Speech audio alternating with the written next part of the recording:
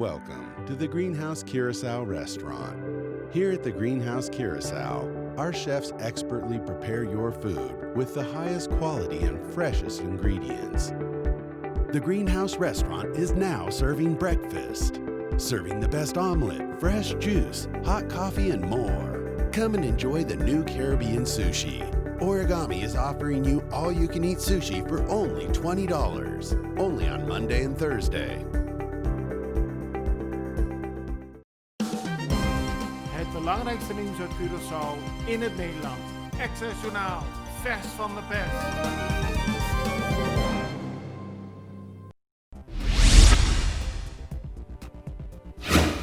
De 51-jarige Zahida Barnier is gisteren in Colombia overleden.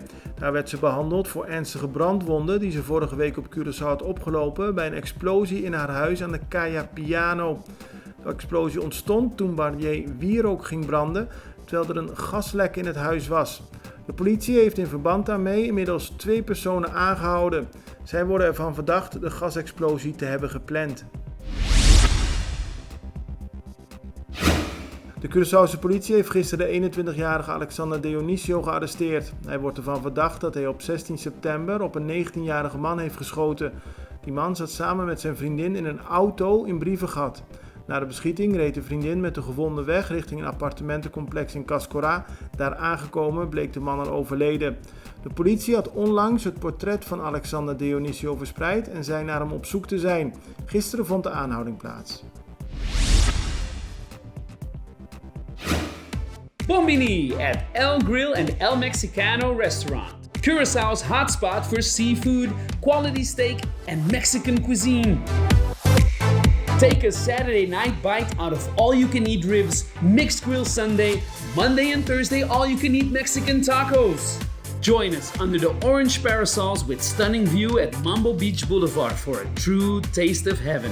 Estadushi.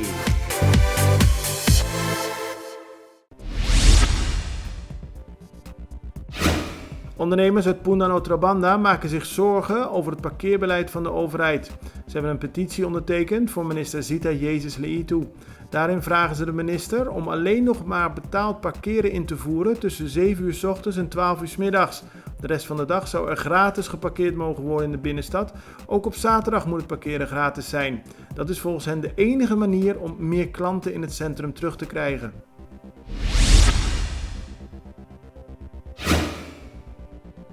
Curaçao is nog steeds volop in de race voor deelname aan het WK voetbal in Qatar in 2022. Deze week zijn er trainingssessies georganiseerd en de selectie kwam gisteren aan op het eiland. Daarbij ook de nieuwe technisch directeur Guus Hiddink. De komende tijd zal er vooral getraind worden, daarna volgen ook weer meer wedstrijden. How does an electric car work? Electric vehicles are using a battery that powers the electric motor. Did you know an electric vehicle has enough range for everyday use? Day in, day out? Driving an electric vehicle gives you comfort in a modern car and has almost no service needs. Start driving eco-friendly and emission-free. Electricity is your new fuel. For more information about electric vehicles, please visit dpoint.net.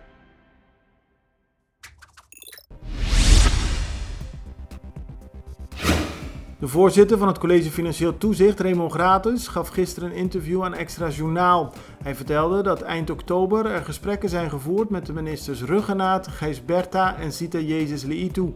Ook is gesproken met de directie van de Centrale Bank en met de SVB. Een van de onderwerpen die aan de orde kwam is het politiek akkoord dat onlangs tussen Nederland en Curaçao is gesloten. Gratus is daar blij mee, maar volgens hem is er wel werk aan de winkel. Ja, wat ik belangrijk vind is wel dat er nu 2 dingen gebeuren. Dat die liquiditeitssteun, dat die verstrekt wordt. En daarnaast denk ik dat het ook heel erg belangrijk is dat de hervormingen die in de landspakketten staan, dat die nu ter hand worden genomen. Om ervoor te zorgen dat die economie van Curaçao dat die weerbaar wordt. En ja, de volgende keer toch meer in staat is om dit soort, wat ik dan maar noem, schokken zelf toch enigszins te absorberen. Een ander onderwerp dat Gradus heeft besproken met de Curaçaose regering is het financieel beheer. Gradus heeft daar zorgen over. Hij zei in het interview het volgende. Ja, daar moeten echt nog wel behoorlijk wat meters gemaakt worden. We hebben het daar over een paar dingen gehad. Als ik er dan één zou mogen noemen. Curaçao heeft een behoorlijke achterstand in de oplevering van de jaarrekeningen, vastgestelde jaarrekeningen. En we hebben daar bevestigd dat Curaçao ervoor zou zorgen dat de jaarrekening tot en met 2018, dat die voor 15 december vastgesteld zullen zijn. Nou, en de minister heeft aangegeven dat dat ook zijn plan is. En daar zullen we hem dan ook aan houden, zo gezegd. Het belangrijkste nieuws uit Curaçao in het Nederland. Extra Journaal, vers van de pers.